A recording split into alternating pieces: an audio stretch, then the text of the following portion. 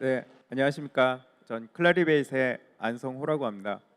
저희 회사에 대해서 들어보신 분도 계시고 안 들어보신 분도 계실 텐데 저희 회사는 특허 과학기술 데이터 관련된 분석 그리고 데이터베이스 운영 등등 해서 저희는 주로 이제 데이터를 가지고 활용하는 그런 여러 가지 업무들을 토탈로 진행한다고 생각하시면 됩니다. 네.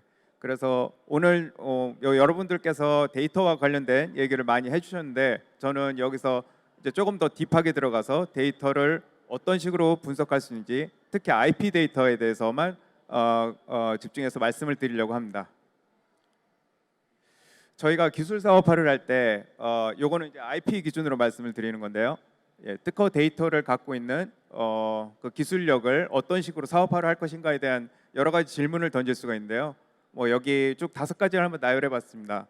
예를 들어서 특허 유지를 할 때 어떤 식으로 효율적으로 유지를 할 수 있을지, 또 갖고 있는 특허를 어떤 식으로 라이센싱을 할 수 있을지, 그리고 보유하고 있는 특허 아니면은 이제 경쟁 기관이 되는 그런 특허에 표준 필수 특허가 정말 있는지 없는지 이런 분석, 그리고 현재 보유하고 있는 포트폴리오를 어떤 식으로 특허를 식별할 수 있고 사업화에 활용할 수 있을지, 그리고 마지막으로 경쟁 제품을 어떻게 특허와 매핑을 해서 현재 보유하고 있는 특허를 타사가 어떻게 침해를 하고 있는지, 이런 5가지 관점에서 기술 사업화의 꼭지를 뽑을 수가 있는데요. 저는 이거에 대한 각각의 대답을 여기 간략하게 솔루션 형태로 나열을 했습니다. 오늘 말씀드릴 내용이 요 5가지 꼭지에 대한 해답에 대한 얘기들이 되겠습니다. 네, 여기 이렇게 간략하게 정리를 했는데요. 먼저 이제 보유하고 있는 특허 포트폴리오를 어떤 식으로 활용할 것인가에 대해서 생각을 해볼 때는 크게 2가지 방법으로 접근할 수 있을 것 같습니다. 예, 정량적으로 접근하는 방법, 그리고 정성적으로 접근하는 방법. 이제 포트폴리오가 많으면 많을수록 그 각각을 확인하는 데 굉장히 시간이 많이 소요되기 때문에 어떤 특별한 방법론을 통해서 포트폴리오를 줄여나가는 그런 과정이 필요할 거고요. 거기서 활용할 수 있는 게 이번 시간에 저희가 소개를 해드릴 DSI 지수가 되고요. 그리고 이 정량적 접근을 마치고 나면은 그 이후에 정성적인 접근으로 뭐 제품 분석이라든가 기술 표준 분석, 더 나아가서 추가 심층 분석을 진행할 수 있습니다. 지금 옆에서 여기 이렇게 깔때기가 역으로 깔때기 모양으로 되어 있는 그림을 보실 수 있을 텐데요. 예, 보시는 것처럼 전체 처음에는 이제 전체 포트폴리오를 검토하다 보니까 양이 굉장히 많습니다. 근데 여기서 정량적인 검토를 한번 진행하고 그 다음 단계 정성적인 평가, 그리고 그 이후에 여러 가지 조사 분석 업무를 진행하면서 최종적으로는 차트를 만들고 예, 마지막 결과물로서 라이센싱 후보군을 도출할 수 있는 이런 프로세스로 진행하게 됩니다. 네, 예, 그러면은 이제 좀 세부적으로 하나하나씩 보겠습니다. 네, 먼저 정량적 접근 방법입니다. 네, 저희가 이제 워낙 데이터 분석 업무를 많이 하다 보니까 이제 가장 최선의 특허 품질을 이제 종합할 수 있는 그런 지표가 어떤 게 있을까를 고민을 굉장히 많이 했고요. 지금 여기 보시는 이제 DSI 지수가 이제 노력 연구의 결과물이라고 할 수 있습니다. 네, 여기서 활용한 지표는 특허가 갖고 있는 특허 인용도, 그리고 이제 등록 여부, 그리고 출원 국가가 어떻게 되는지 국가의 범위, 그리고 마지막으로 기술적 범위, 이 4가지를 종합해서 만든 지표라고 말씀드릴 수 있겠습니다. 이 각각의 지표는 들어보신 분도 있고 안 들어보신 분들도 계실 텐데 뭐 각각에 대해서 조금 더 구체적인 내용을 다음 페이지에서 또 설명을 드리겠습니다. 이 4가지 주요 파라미터를 기반으로 해서 저희가 DSI 지수 결과값을 만들고, 거기에 이제 보조적으로 활용할 수 있는 데이터들도 여러 가지가 있는데 이걸 종합해서 DSI 지수를 만들고, 이제 이 지수는 각 특허별로 결과값이 나오게 되고, 그 특허 내용을 어떤 식으로 분석하냐에 따라서 또 경쟁력이 파악이 되는데 그것도 또 설명을 드리겠습니다. 네, DSI 지수는 저희가 갖고 있는 특허 데이터베이스 안에서 DWPI라는 이제 특허 데이터 분석에 적합한 특허 데이터셋을 따로 만든 게 있는데, 이제 그거는 저희 이제 클래리베이스에서 일을 하고 있는 기술 전문가들이 제작성한 특허 데이터입니다. 이 데이터를 활용하게 되면은 여러 가지 의미 있는 그 점수를 만들 수가 있는데요. 크게 요 네 가지 유형으로 만들 수가 있습니다. 첫째는 특허 영향력이고요. 영향력은 말씀드린 그 인용도와 관련된 부분인데 예를 들어서 한 특허가 이제 다른 특허에 어떤 식으로 파급을 줄 수 있느냐를 관점을 해서 영향력을 만들고요. 이 영향력은 뭐 아시는 것처럼 국가별로 영향력이 다를 수 있습니다. 또 뭐 기술 분야별로도 그 영향력이 다를 수 있기 때문에 국가라든가 기술 뭐 등등 해서 이제 다른 가중치를 두면서 점수를 만들게 됩니다. 그리고 또 하나의 요소가 이제 특허 투자력이 되고요. 투자력은 발명을 보호하기 위해서 이제 어떤 국가에 요 특허를 등록하기 위해서 노력을 했는지에 대한 결과물이 되는데 여기서도 당연히 특허권이 뭐 국가별로 이제 예를 들면 미국에서 출원된 특허의 결과물과 이제 한국이나 뭐 다른 동남아 국가에서 갖고 있는 그 특허의 결과물은 당연히 차이가 있겠죠. 이런 국가별로의 차별점도 저희가 감안을 해서 가중치를 주고 있습니다. 네. 그리고 또 하나의 요소가 특허 경제력인데요. 이제 특허 출원을 했더라도 그게 등록이 되지 않으면 또 의미가 없죠. 이제 권리화가 되지 않은 상황이니까요. 그래서 이거 권리화도 감안을 한 게 특허 경쟁력이 되고 이 경제력을 이용해서 저희가 점수를 만들게 되는데 이것도 마찬가지로 국가별로 차별을 두고 있습니다. 그래서 뭐 예를 들어서 미국 같은 시장 경제가 굉장히 가장 활발한 규모가 큰 그런 곳에서 받은 특허권은 뭐 우리나라에서 받은 특허권과는 차이가 있겠죠. 각각에 대해서도 차별을 두고 점수를 가중치를 다르게 두고 있습니다. 그리고 마지막으로 특허 희소성. 희소성은 특허 발명이 얼마나 희소한 조합으로 되어 있는지를 보는 건데요. 뭐 특허는 이제 특허청에서 문서가 나올 때 각각의 기술 코드가 심어지게 되는데 그 기술 코드에 얼마나 그 조합이 독특한지에 대한 점수가 되겠습니다. 그래서 예를 들어서 어떤 배터리 기술이 있다고 할 때 그 배터리가 예를 들어서 저희가 갖고 있는 스마트폰에 연결이 됐다고 하면 그거는 굉장히 생각하기 어려운 기술이 아닌데요. 그게 만약에 뭐 여기 있는 물병에 같이 연결이 됐다 하면 이거는 굉장히 독특한 기술 조합이 되겠죠.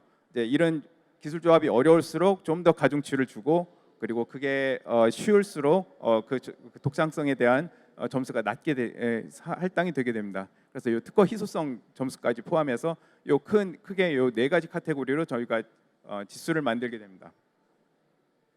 그래서 이 지수는 사실 저희 클래리베이트의 전신이 톰슨 로이터인데요. 톰슨 로이터사가 과거 15년 전부터 요 탑100 글로벌 이노베이터라고 경쟁력 있는 특허 기술을 많이 갖고 있는 회사들을 선발해서 매년 수상을 하고 시상을 하는 그런 행사를 갖고 있는데요. 여기에 처음에 활용됐던 지수가 되고요. 이거를 이제 저희는 좀 끌어들여 와서 이제 기술 사업화에도 활용할 수 있도록 지수를 이제 여러 가지 방면에서 활용을 하려고 애를 쓰고 있습니다. 그래서 여기 보시는 게 이제 대표적인 탑100 글로벌 이노베이터가 되고 여기에 선정된 뭐 기업들로 치면은 국내에서는 뭐 잘 아시는 국내 대기업들 뭐 삼성이나 LG, 현대, SK 뭐 이런 그룹들이 여기에 많이 포함됐고요. 물론 이제 미국의 글로벌 기업들도 많이 포함되고 있습니다. 네. 이 DSI 차트가 여기 있는데요. 이제 특허 경쟁력을 보겠다고 했는데 DSI 지수를 뽑을 수는 있고 그 지수를 활용해서 차트를 만들 수가 있고 이 차트를 통해서 조금 더 기술 사업화에 용이한 특허를 뽑을 수가 있습니다. 이 차트에는 지금 X축과 Y축이 있고 Y축에는 DSI 지수가 0부터 위로 올라갈수록 높아지는 그런 형태로 나열이 되어 있고요. 그리고 X축에는 오른쪽으로 갈수록 그 특허의 수명이 길어지고 아시는 것처럼 이제 특허는 잔존 기간이 20년으로 할당이 돼 있기 때문에 오른쪽으로 갈수록 20년에 가깝고 왼쪽으로 갈수록 그 기간이 점점 줄어들게 됩니다. 그래서 특허권 그 권리가 오래 남는 지금 오른쪽에 있는 기술과 또 맨 위에 있는 DSI 지수가 가장 높은 그런 특허들이 서로 모여지는 일사분면 기술들이 가장 유망한 기술이라고 볼 수 있고요. 현재도 영향력이 있지만 향후에도 계속 영향력을 미칠 가능성이 높다. 그렇게 보기 때문에 저희가 이제 유망 기술이라고 구분을 할 수 있고, 여기가 사실 보유 특허 포트폴리오를 가장 유용하게 활용할 수 있는 그 영역이라고 할 수 있겠습니다. 그래서 라이센싱을 할 때도 여기에 모여 있는 기술들이 가장 우선이 되겠고요. 그리고 사실 요 유망 기술 1사분면에 있는 기술보다는 아직 특허의 그 강도가 높지는 않지만 그래도 기술 수명이 많이 남아 있는 그런 기술들은 요 4사분면에 모이게 됩니다. 그래서 여기 있는 기술들은 뭐 현재로서는 그 어떤 경쟁력이 위에보다는 높지 않지만 뭐 예를 들어서 특허 인용도가 높아진다든가 아니면은 뭐 특허 등록이 된 이후에 점수가 더 올라갈 수 있기 때문에 이 부분은 4사분면에 있는 기술들은 이제 잠재적인 기술들이 많이 모여 있다고 저희가 볼 수 있고요. 그래서 이걸 첨단 기술이라고 저희가 표현을 할 수 있습니다. 그리고 2사분면의 기술들은 현재 DSI 지수가 굉장히 높은 편인데 반면에 이제 좀 기술 수명은 좀 많이 지나간 상태이고요. 그러니까 수명이 이제 아직 많이 남아있지 않는 그런 기술들이 모여 있고, 보통 여기 있는 기술들은 현재 시점에서 가장 많이 활용하고 있는 기술들이 여기 모여 있게 됩니다. 그래서 여기를 저희는 상용 기술이라고 명명을 하고요. 그리고 이제 마지막으로 3사분면이 하나 남았는데요. 3사분면은 뭐 이도저도 아닌 수명도 짧고 뭐 예전에 출원은 되었지만 현재까지 계속 사용도가 높지 않은 그런 기술들이 모여 있는 영역이다 보니까 여기는 뭐 향후에 오픈 소스화 될 수 있는 그런 영역이라고 보고, 라이센싱에는 이제 가장 적합도가 좀 낮다 이렇게 보고 있습니다. 그래서 여기는 이제 범용 기술이라고 얘기를 하고요. 여기서 이제 라이센싱에 활용할 수 있는 가장 가치가 있는 기술들은 유망 기술에 모여 있는 특허들이 해당이 되겠죠. 그래서 요거를 이제 다시 한번 이렇게 차트로 나타내면은 이거는 이제 저희가 임의로 몇 개의 기업이나 또는 여기 기술로 대입할 수도 있는데요. 이런 형태로 차트를 만들어서 뭐 예를 들면 어떤 기업이 조금 더 라이센싱에 유리한 특허들을 갖고 있는지, 또는 어떤 기술들이 향후에 라이센싱에 조금 더 유리할 거다 하는 그런 분류들을 이런 형태로 나타낼 수 있다는 예시를 보여주고 있습니다. 이 버블의 크기는 이제 특허 그룹의 이제 양적 크기를 보여주는 거고요. 그래서 먼저 말씀드린 것처럼 이 1사분면이 가장 유망 기술이 모여 있는 그런 영역이 되겠고요. 그래서 하이 포텐셜 영역이라고 할 수 있습니다. 이제 반면에 이제 2사분면에 있는 것들은 이제 현재 상용화되고 있는 기술이다 보니까 가장 비싼 기술들이 여기에 모여 있고요. 그리고 여기는 아직까지는 이제 그 특허의 강도가 높지 않은 그런 잠재적인 기술들이 모여 있는 영역. 그리고 여기는 이제 로어 포텐셜, 이제 영향력이 많이 낮은 특허들이 모여 있게 되고요. 이걸 종합하면 이런 형태로 나타낼 수 있는데, 일단 1사분면에 있는 특허들을 최우선으로 라이센싱 특허로 선별을 할 수 있습니다.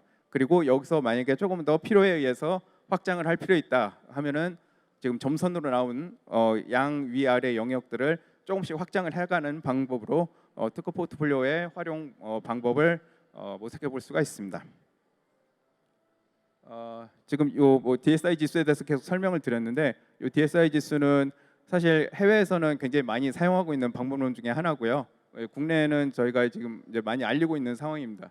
이 DSI 지수를 활용해서 뭐 여러 가지 분석 프로젝트를 진행하고 있고, 또 뭐 라이센싱에도 활용을 하고 있는데, 여기는 지금 오픈할 수 있는 내용들만 여기다 내용을 실었고요. 뭐 특허청에서도 활용을 했었고, 기업이나 공공기관, 대학교 이런 데서도 많이 활용을 하고 있습니다.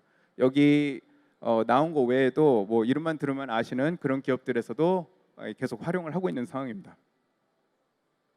네, 앞서서는 이제 정량적인 접근 방법을 말씀드렸고요. 이제 정성적인 접근 방법도 이어서 설명을 드리겠습니다. 네, 시간 관계상 좀 짧게 정리해서 말씀드리겠습니다. 이후에 제가 설명드릴 게 여기 사실은 한 장으로 다 압축이 되어 있는데, 이걸 중심으로 제가 그냥 설명을 드리겠습니다. 어떤 포트폴리오가 있으면은 청구항을 검토해서 그 청구항의 내용이 제품 분석에 더 가까운지 아니면 기술 표준 분석에 더 유리할 것인지를 먼저 판단을 하게 됩니다. 그러니까 예를 들어서 기술 표준이 많이 활용되는 그 IT 분야 같은 경우에는 조금 더 표준 쪽에 접근이 가능하고요. 그렇지 않고 뭐 예를 들면은 일반적인 뭐 화학 관련된 청구항이라든가 뭐 바이오에 관련된 쪽, 그런 쪽은 이제 제품 관련 청구항으로 갈 수가 있고요. 이 제품 관련 청구항은 이제 정성적 특허 평가, 제품 조사, EOU 차트. EOU 차트는 보유하고 있는 특허를 침해하고 있는 회사가 있는지 없는지를 파악할 수 있는 그런 차트를 만드는 경우가 되겠고요.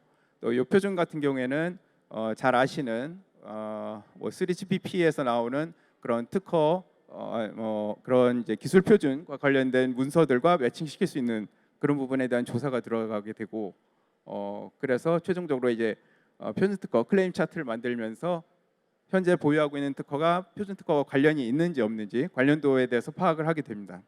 이 두 가지 방법을 모두 활용해서 결과물을 얻을 수 있는데 이렇게 되면 이제 최종적으로 굉장히 소수의 특허가 뽑히게 되고 이제 그 특허들 중에 뭐 잘 아시는 것처럼 이제 라이센싱을 할 때 하나의 특허만 라이센싱을 하는 것보다는 관련도가 높은 여러 가지 특허를 묶어서 라이센싱을 하는 게 조금 더 수익화에 도움이 되겠죠.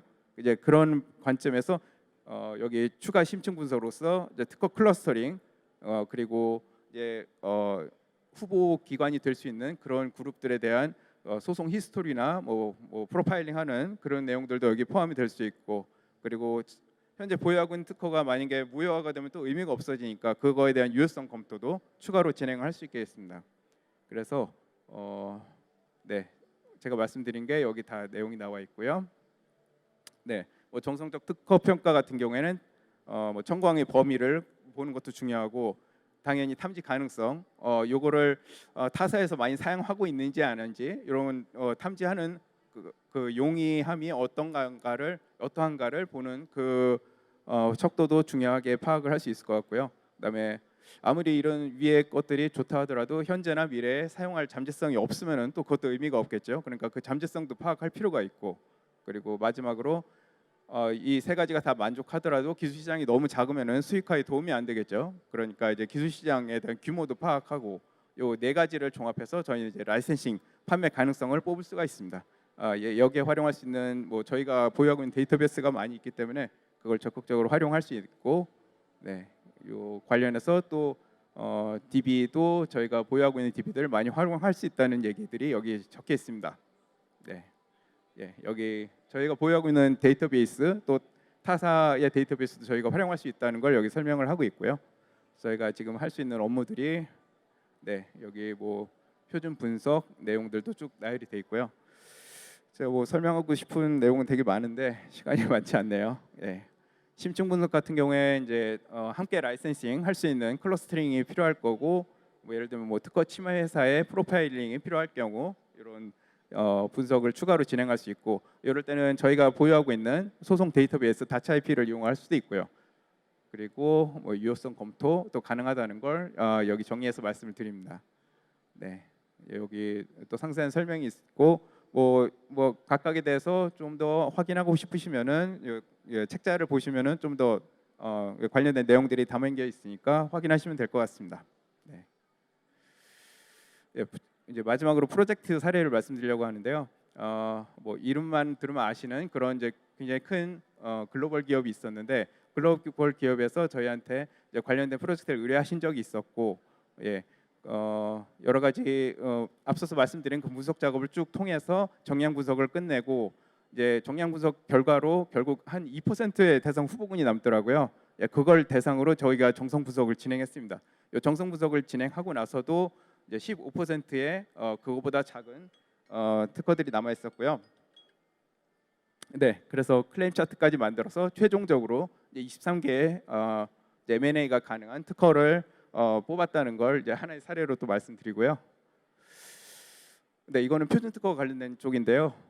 어떤 이제 유럽의 포지 기술을 갖고 있는 회사가 이제 특허 풀에 가입하려고 하는 준비를 하는 중이었는데 이때 이제 로열티에 대한 비율을 어떻게 산정할 것인가에 대한 문제가 있었습니다. 그래서 보유하고 있는 특허가 얼마나 표준 필수 특허에 가까운지를 파악하는 그런 프로젝트가 있었고, 이 프로젝트를 진행해서 뭐 처음에는 이제 선언 특허에 대한 분석을 진행했고 그 분석된 내용 중에 23%가 관련이 돼 있어서 그걸 다시 또 클레임 차트로 심층 분석을 했는데 그 중에서도 실질적으로 관련 있는 건 한 80%가 있었습니다.